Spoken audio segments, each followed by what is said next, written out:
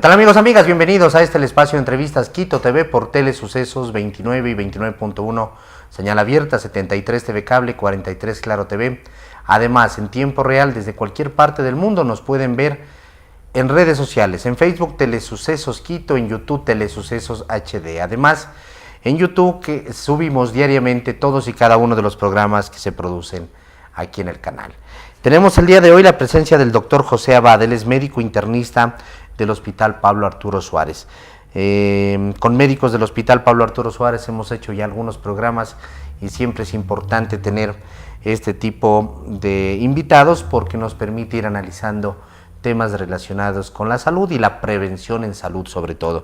Doctor, ¿cómo está? Bienvenido. ¿Cómo está? Muy buenas, ¿cómo le va? Correcto. Vamos a hablar sobre el tema del hígado, el cuidado del hígado. Cuéntenos, doctor, hablemosle a la gente y pongámoslo en contexto. El hígado, el hígado. Es un órgano el hígado, ¿no? Sí, es un órgano. ¿Cuál es la función del hígado? Bueno, en sí el hígado tiene una función de eliminar todas las toxinas, ¿no? ¿Es un filtro? Es un filtro, tiene una especie de filtro que nos viene a eliminar, a descontaminar el cuerpo, ¿no? Obviamente, ¿no? Todas las sustancias tóxicas, ¿no? Pasan a través del hígado y él se encarga de transformarla en sustancias benignas, algunas, ¿no? Y posteriormente estas se van a eliminar, ¿no? Por diferentes otras vías, ¿no? Digestiva, a nivel de riñón también, ¿sí? Correcto. ¿Qué pasa cuando no empieza o no está funcionando bien el hígado? Bueno, generalmente cuando el hígado no funciona, ¿no? Produce muchas alteraciones a nivel sistémico, ¿no? Una de las causas, ¿no? Hay muchas causas, ¿no? Que pueden producir un proceso inflamatorio, ¿no? Del hígado, ¿no?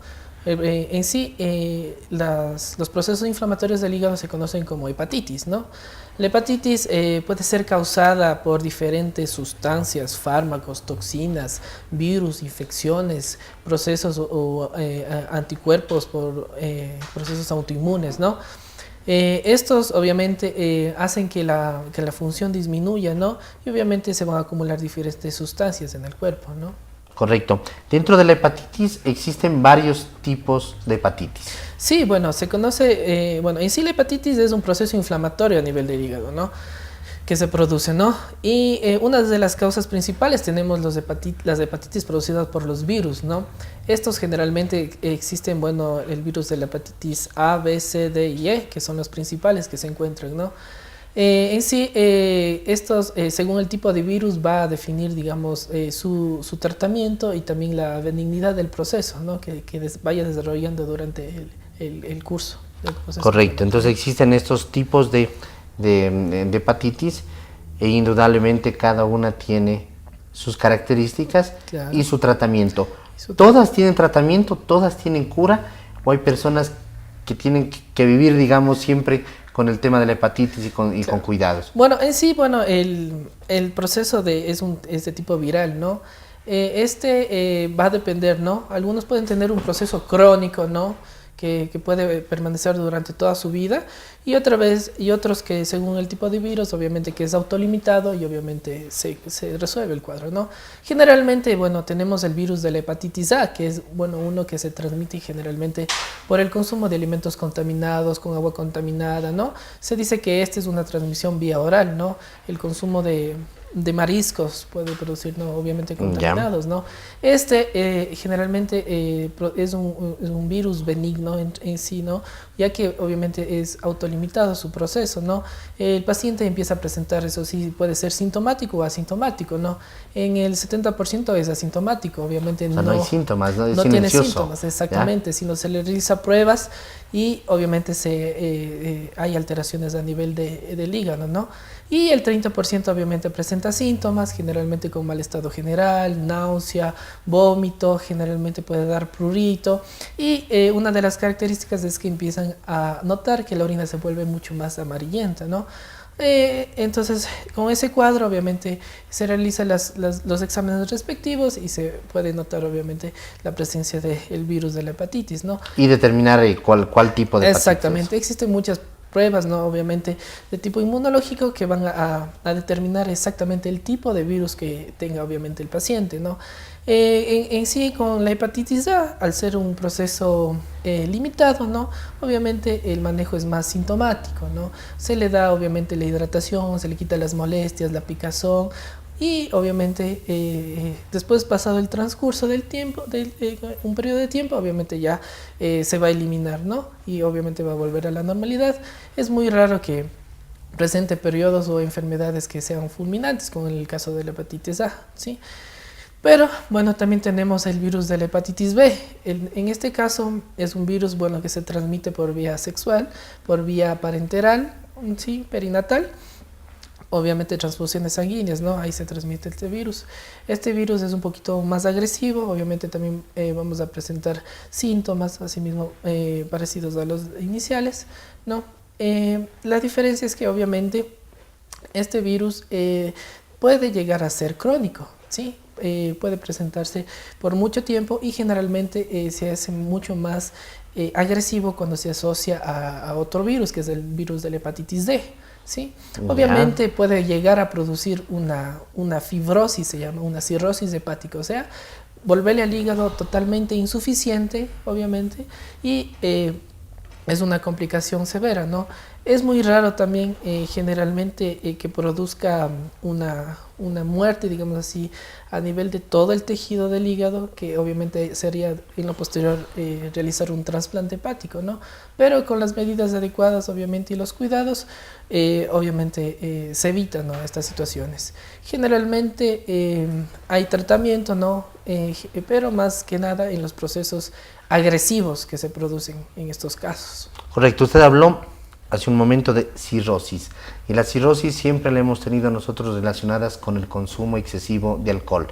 ¿Es así también el tema de la cirrosis? Claro. O sea, el alcohol termina destruyendo el hígado. Claro, una de las causas, ¿no?, que produce alteraciones a nivel del hígado es el consumo de alcohol, ¿no? El consumo exagerado de alcohol en grandes cantidades y por periodos largos obviamente llega a un proceso de cirrosis, que es ya cuando el hígado se llega a fibrosar, o sea, se pierde toda la funcionalidad, ¿no? Y obviamente... ¿Es un hígado que ya no sirve? Es un hígado que obviamente ha perdido su función normal. Ajá. Estos pacientes tienen muchas complicaciones también en lo posterior, ¿no? Generalmente un paciente que consume exagerado alcohol, ¿no?, ya no puede eliminar las toxinas, se empieza a hinchar, acumular líquidos, ¿sí? Entonces, ya cuando estas alteraciones son muy severas, puede llegar a producir hasta alteraciones del estado de conciencia por el exceso de acumulación de toxinas. ¿Cáncer de hígado es lo mismo que la cirrosis? ¿En qué se diferencia? ¿Qué cambia? Bueno, la cirrosis es un proceso de fibrosis, ¿no? Fibrosis. El cáncer obviamente ya es una transformación celular ya maligna a nivel de las células, ¿no? Pero está muy relacionada también, ¿no? Generalmente los virus de la hepatitis, en el caso de la hepatitis B, cuando ya produce un proceso de cirrosis, ¿sí?, la cirrosis puede transformarse en un cáncer, ¿no? Sí, porque es un proceso obviamente viral, infeccioso, ¿no?, que puede transformar la célula en una célula cancerígena. Correcto. Cuando usted decía en cirrosis, el hígado adquiere una fibrosis, ¿significa que se vuelve fibra, se convierte como en un músculo? Exactamente, o sea, pierde su elasticidad, su forma, su porque el hígado seguramente es como cuando vemos en los mercados un hígado de algún animal, debe ser así, ¿no? Algo como esponjoso, como gelatina seguramente. Ese es lo normal, un hígado normal. Fibrosis es cuando ya está totalmente como los tendones, pierde toda su elasticidad. ¿En coloración también cambia? Cambia también su coloración, obviamente, se vuelve de un color más opaco, ¿sí?, en su parte. Correcto. Entonces, cirrosis, hemos hablado de lo que es el cáncer de hígado.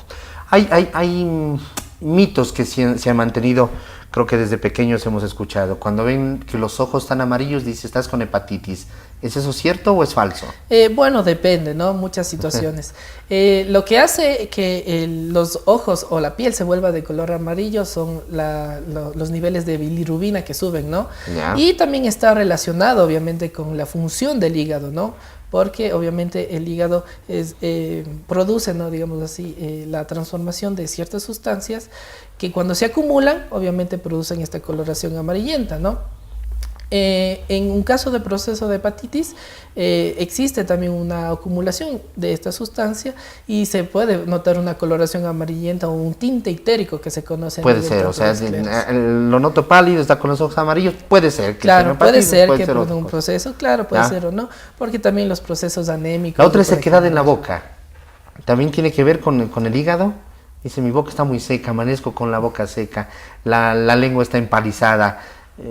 ¿Tiene algo que ver con el hígado? No está muy relacionado. Ya, correcto.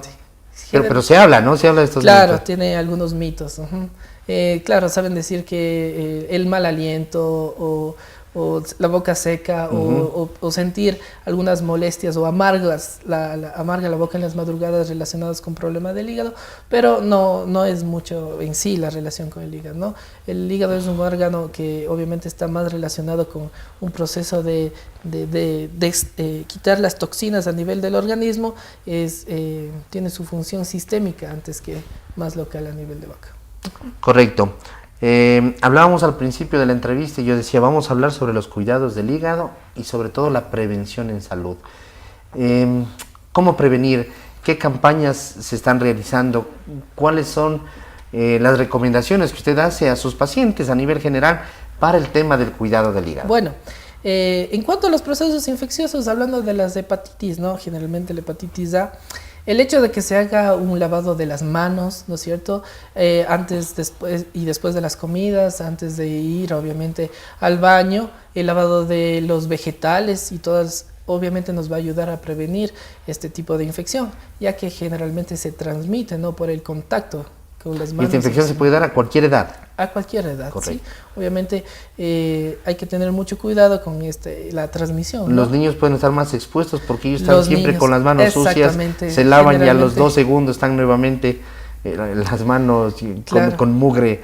Ajá. Ellos son mucho más expuestos ya que están en contacto, ¿no? Con el suelo, con ciertas sustancias. Entonces, obviamente, tienen mayor prevalencia de... Son cuidados que hay que tenerlos siempre. Sí, el tema del lavado de vegetales, todo eso.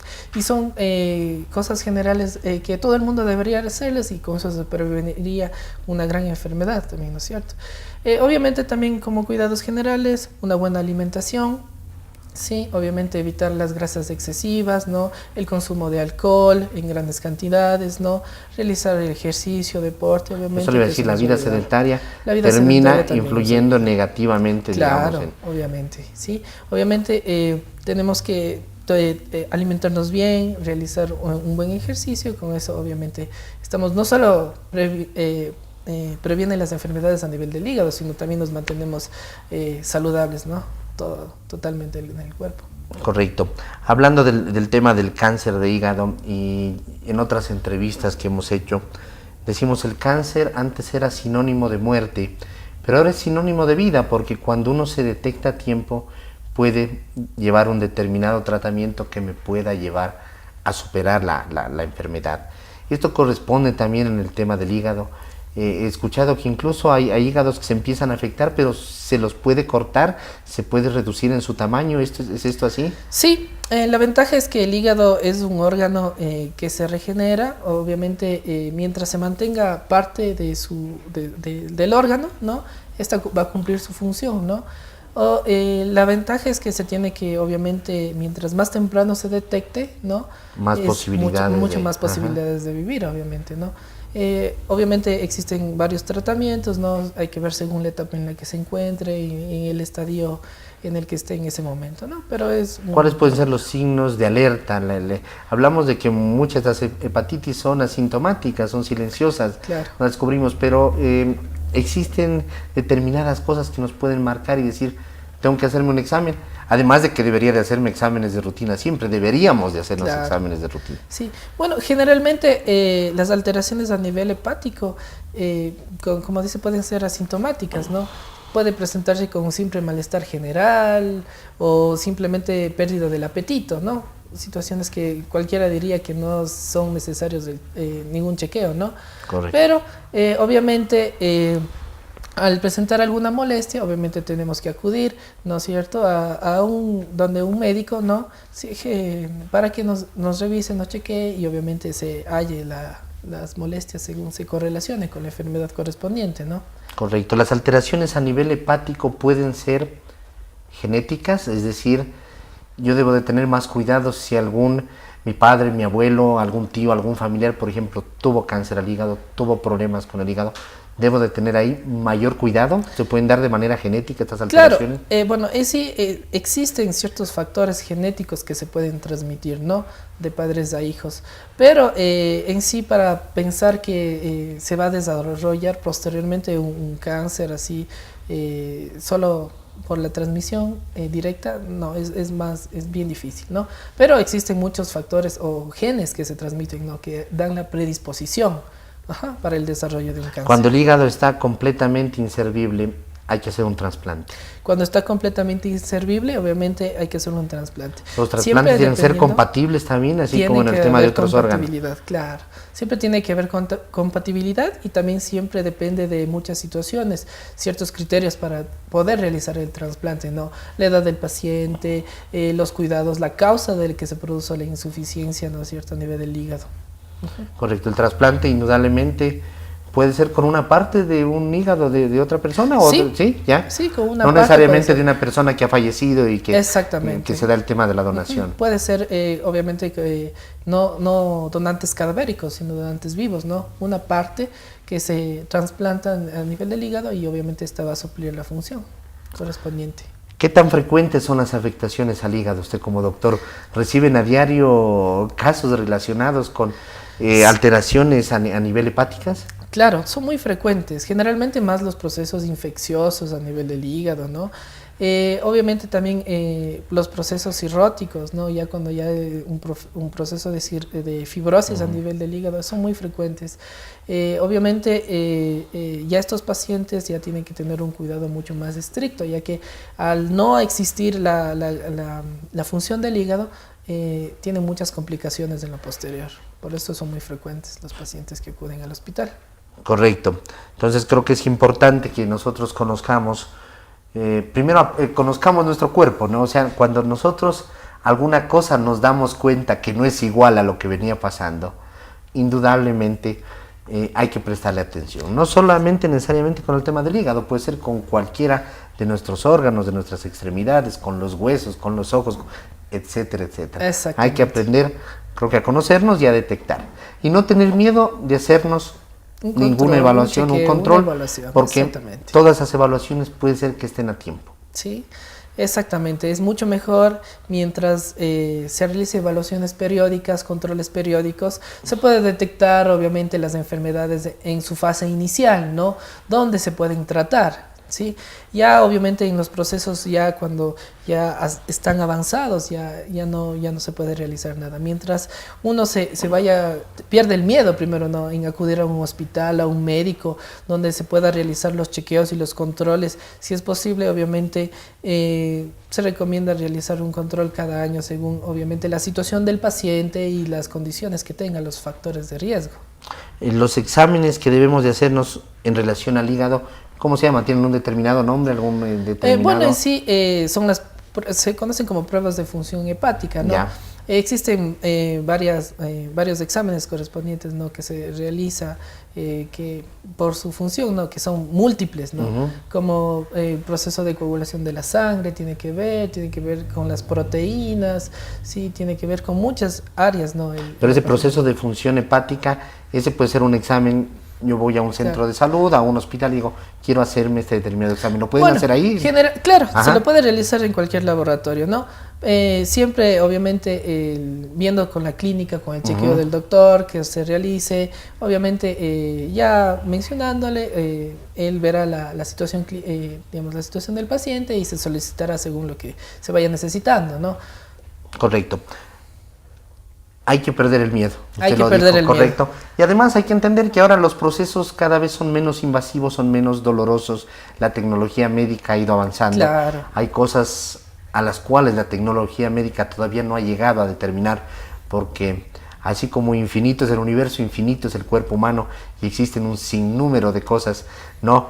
Pero la tecnología, la medicina siempre está más avanzada. Entonces yo creo que es conveniente siempre realizarnos este tipo de exámenes, cada vez perder el miedo, son menos invasivos, menos dolorosos. Sí, sí, y creo que eso es importante. A veces entenderlo. el miedo de la gente, ¿no? Tal vez al dolor, a veces que... Incluso al resultado que puede dar. Al resultado, claro, exactamente. A veces el miedo a los resultados de las situaciones, o el miedo a decir, chuta, me duele cierta área, ¿qué me dirá el doctor? Exactamente, ¿no?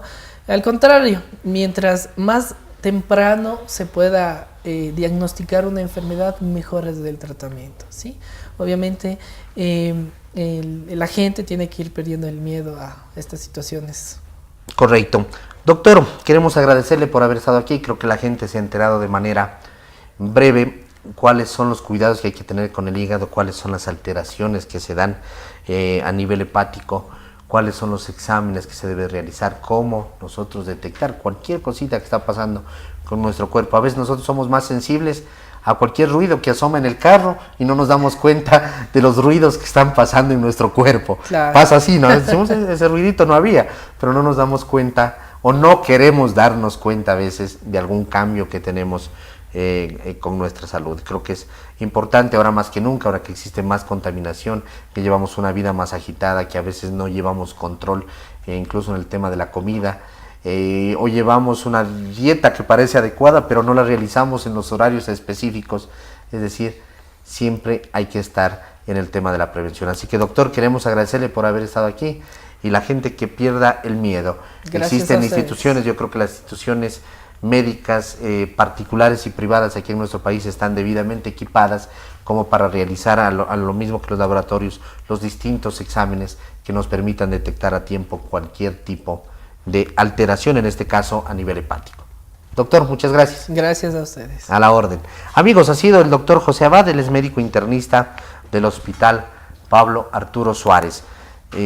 Cuando hablo del Hospital Pablo Arturo Suárez, siempre digo el querido Hospital Pablo Arturo Suárez, porque es un hospital muy reconocido, muy querido aquí en Quito, que la gente lo identifica inmediatamente y donde ha habido una trayectoria de servicio a la comunidad. Eso creo que ha sido un factor importante del Hospital Pablo Arturo Suárez. Hemos hablado del cuidado del hígado, de las alteraciones a nivel hepático, de los procesos inflamatorios, de la hepatitis, un sinnúmero de cosas relacionadas con el hígado. Amigos, que pasen bien, hasta la próxima, felicidades.